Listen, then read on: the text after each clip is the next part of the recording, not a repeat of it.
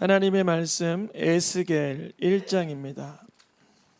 에스겔 1장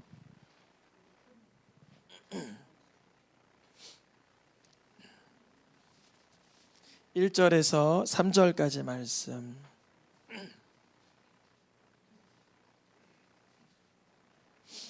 (1절) (2절은) 나눠 읽고요. (3절은) 제가 앞부분 뒷부분 이렇게 읽겠습니다.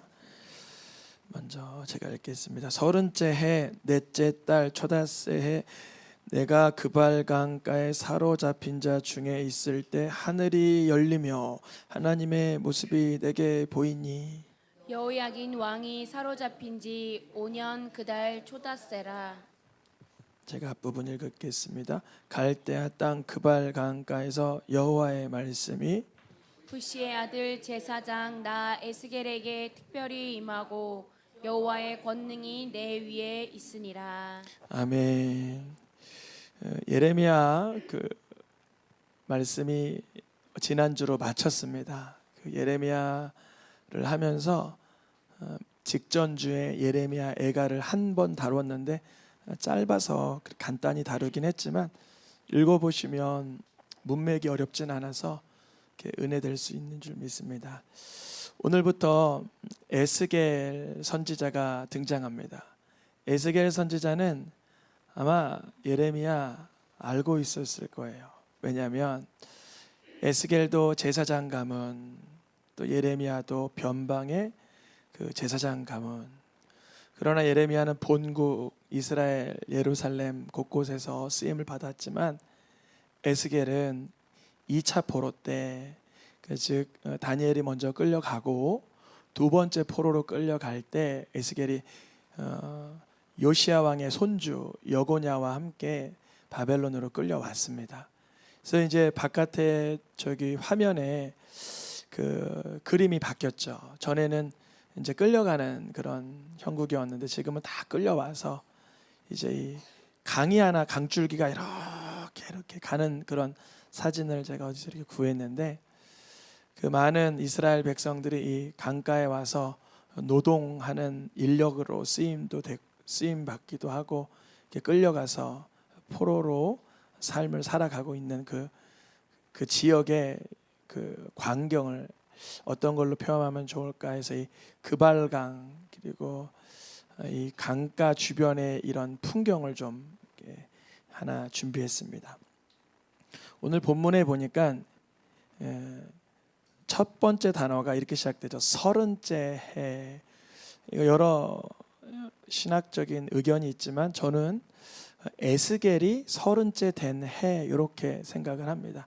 에스겔이 30째 된 해니까 에스겔 입장에서는 이제 성인이 되었고 30살이 되어서 제사장으로서 직무를 감당해야 되는 그때에 안타깝게도 이방에 포로로 잡혀와 있어서 처한 형편이 참으로 슬픈 상황이죠.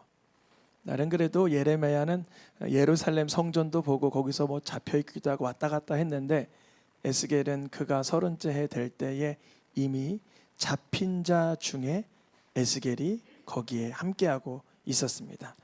에스겔이라는 그 선지자의 이름의 뜻은 강하게 하시다 이 뜻입니다. 뭐하게 하시다? 강하게 하시다. 하나님이 강하게 하시다 이 뜻입니다.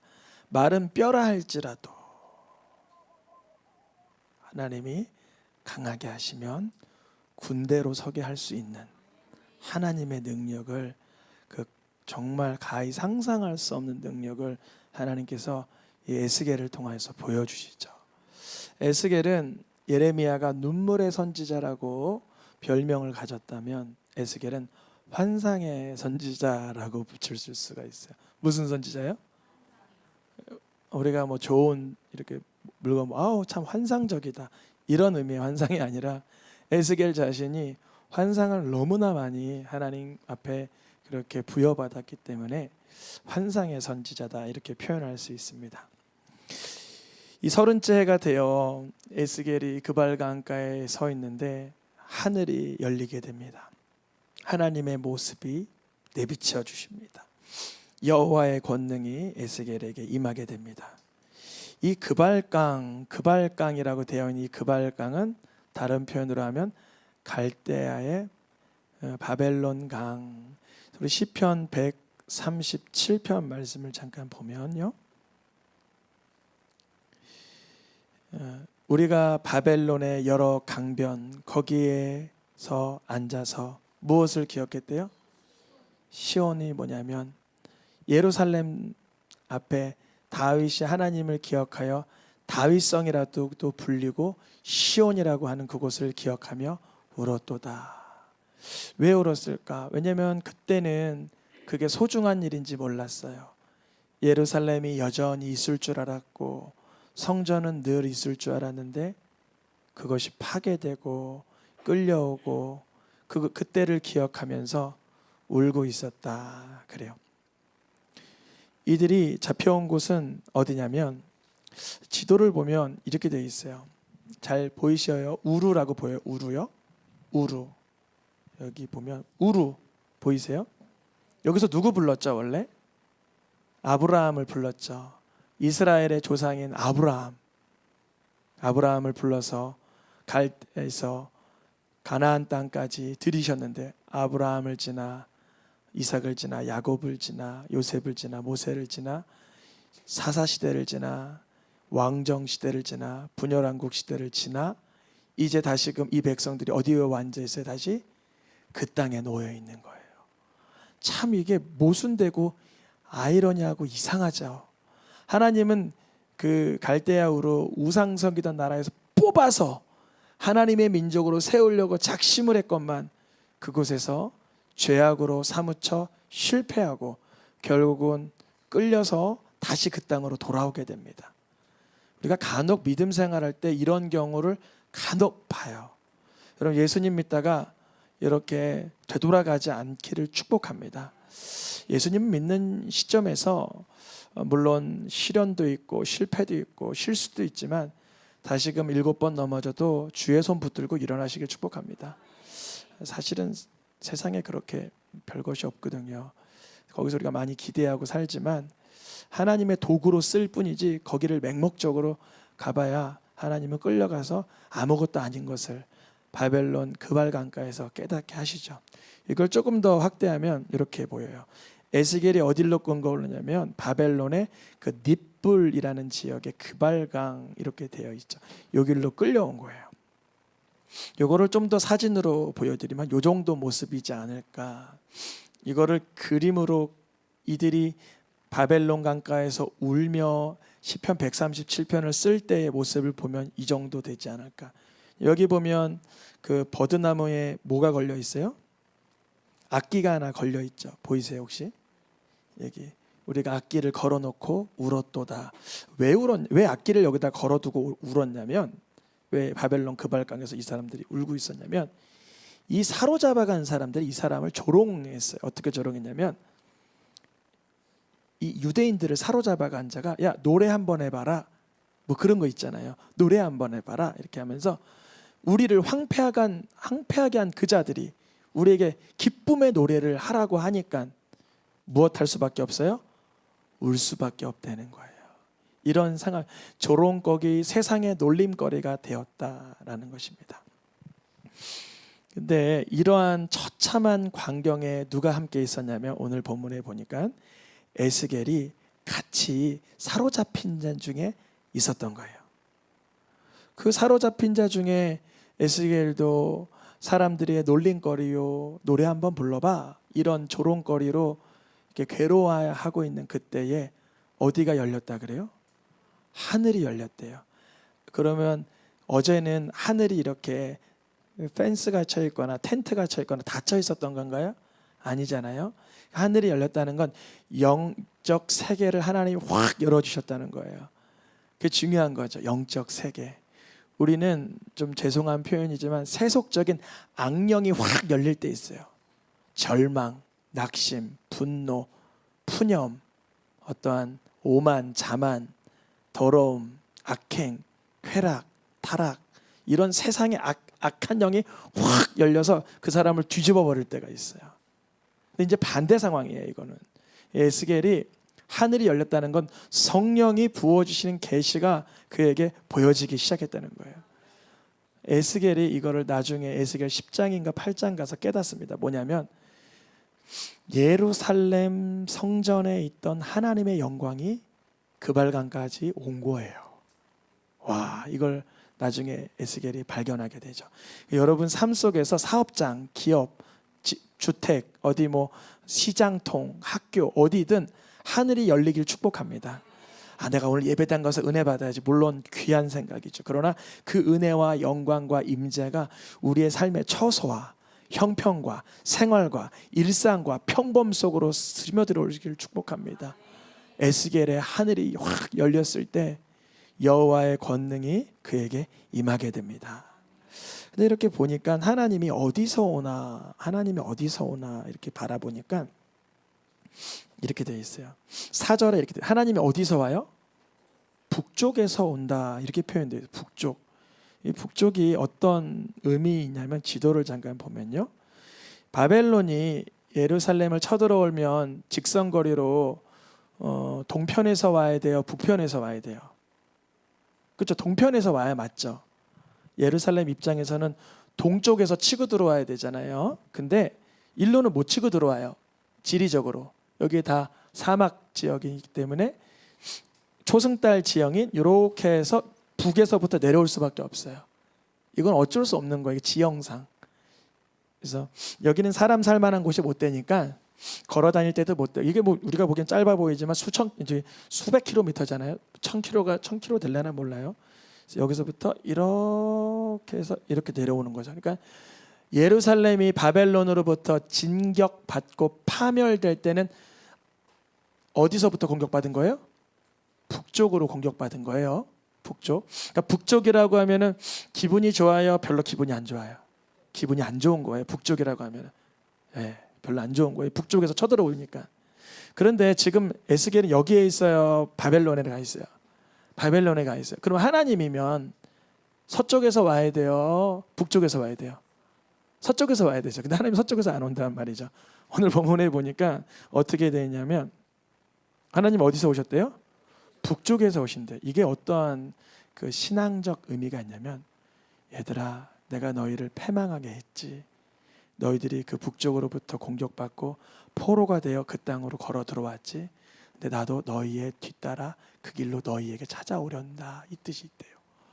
저 그 메시지를 듣고 깜짝 놀랐어요. 우리만 처량하게 그 걸음을 걸어 포로되어 끌려온 줄 알았는데 주님이 그 걸음으로 들어오신다는 거죠. 주님은 그 걸음으로 안 오셔도 되는데 서쪽에서 오셔도 되는데 맘 편히 오셔도 되는데 주님이 우상 섬겨 패망하게 한 그 남유다의 백성들을 찾아오실 때 특별히 에스겔을 찾아오실 때 에스겔 입장에서도 북쪽으로 내려오신다는 거예요. 그네들이 걸어 들어왔던 그 길로 들어오신다는 거예요. 참 은혜가 되더라고요.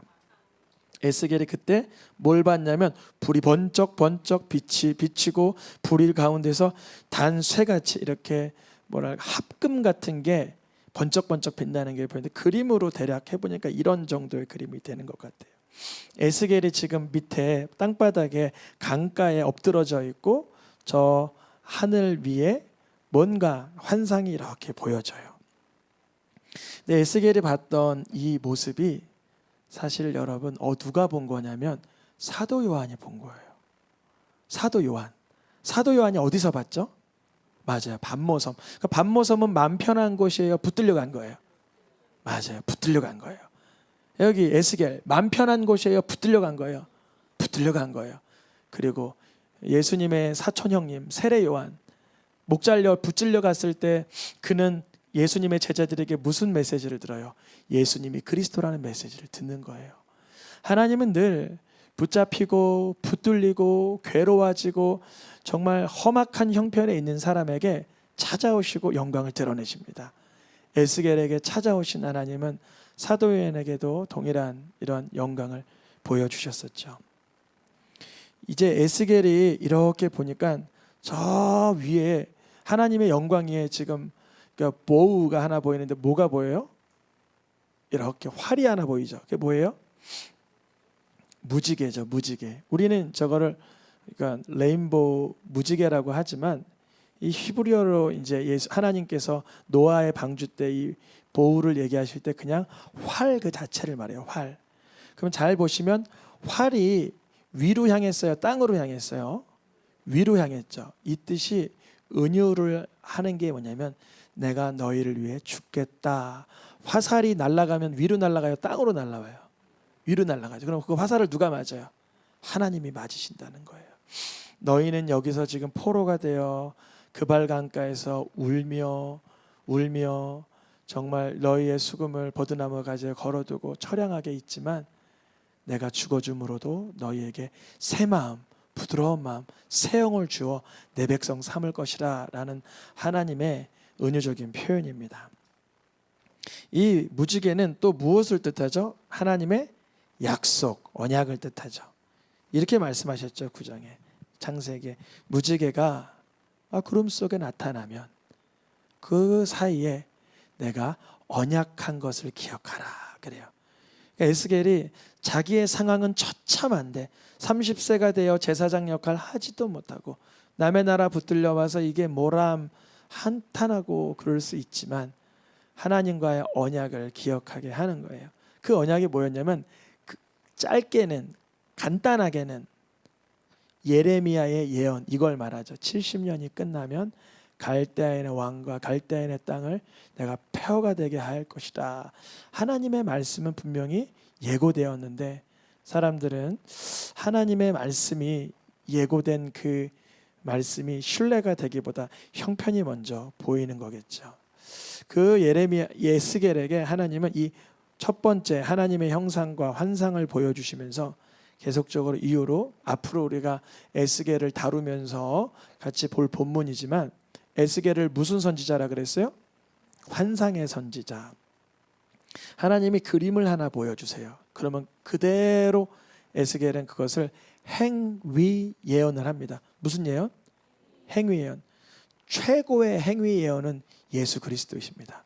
예수님이 제자들의 발을 닦은 이유는 뭐예요? 너희에게 행하게 하려고 본을 보여주신 것이고 모든 예수님의 삶의 겉모습은 내면에 귀한 이유가 있어서 표출하신 거죠. 에스겔도 보니까 누워서 뭐 하고 있어요? 이렇게 예루살렘을 그림 그려놓고 주변에다가 또 이렇게 뭔가 포위한 상태로 하면서 바라보고 있어요. 이게 무슨 예언이냐면 이렇게 아직은 예루살렘이 함락되기 직전이에요.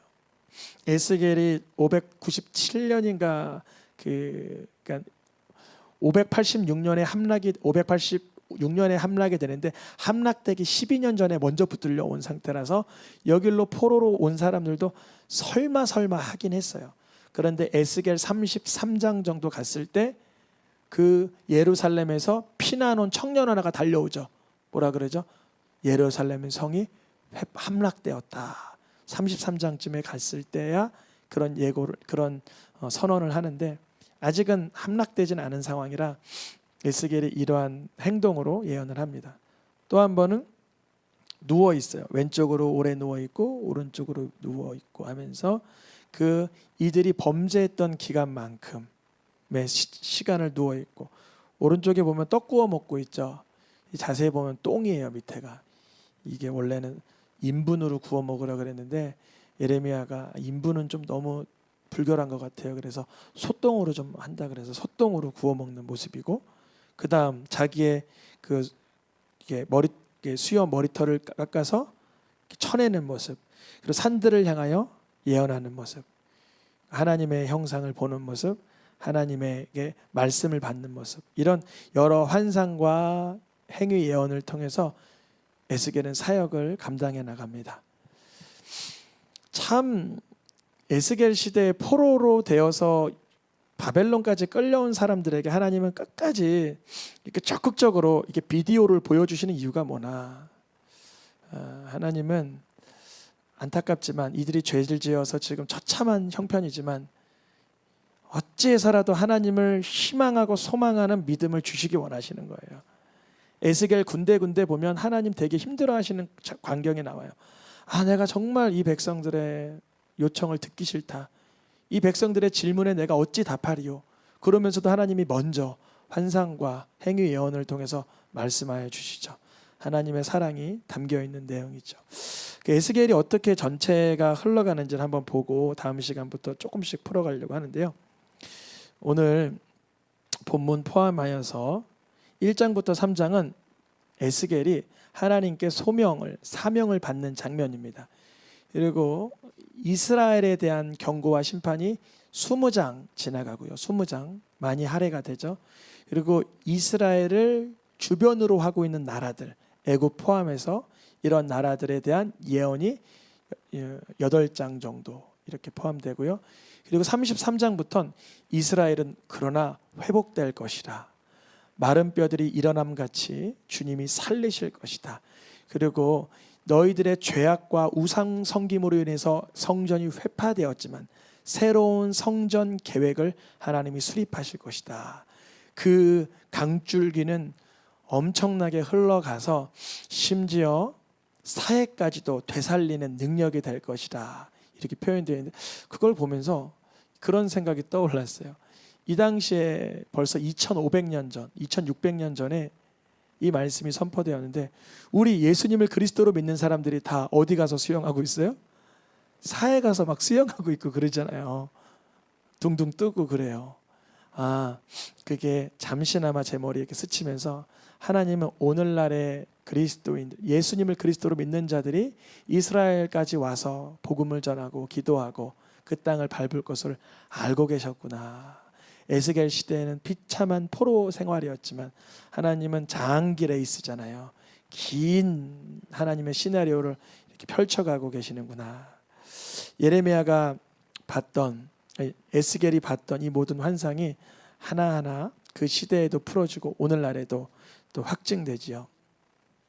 에스겔이 오늘 울며 안타까워하고 있었던 그발강에 있다가 하늘이 열리며 하나님의 영광을 보게 되면서 이제 소명을 받았습니다. 소명을 받게 된 에스겔은 이제 슬프거나 낙담하거나 낙심하지 않아요. 그곳이 하나님의 성전이며 사역지가 된 거예요. 원래는 30세에 소명을 받아 성전에서 기물을 가지고 사명을 감당했어야 되는데, 이 에스겔은 환상을 보면서 더 역동적인 사역을 감당하게 됩니다.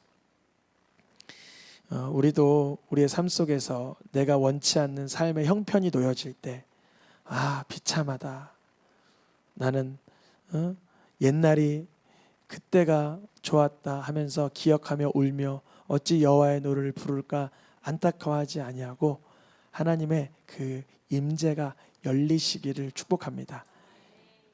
이 바벨론, 여러분 그 옛날에 30년 전에 그 노래 있잖아요. 그 Rivers of Babylon이라는 그 팝송 있잖아요. 그게 요 노래잖아요. 똑같은 노래인데 어떻게 거기서 우리가 노래를 부를 수 있을까? 우리가 거기서 울 수밖에 없지 않았나 그랬지만, 이 모든 많은 사람들은 울며 절망하고 있을 때 에스겔은 소명받아 사명을 감당합니다.